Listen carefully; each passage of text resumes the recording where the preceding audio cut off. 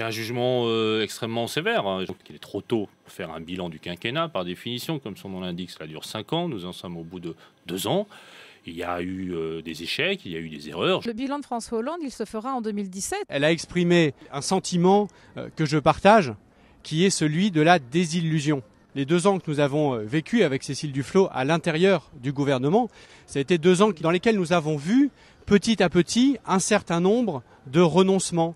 Et aujourd'hui, je regrette la posture choisie par Cécile Duflot. C'est un manque de considération d'abord envers la fonction de ministre qu'elle a exercée. C'est un manque de considération envers ses collègues du gouvernement.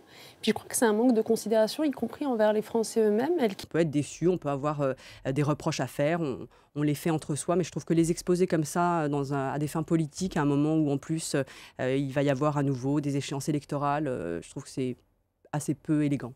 Quand on a eu cet honneur-là, on ne s'exprime pas comme ça. On a le droit d'être en désaccord, on a le droit de démissionner, bien entendu. Ça, c'est normal, c'est la règle du jeu.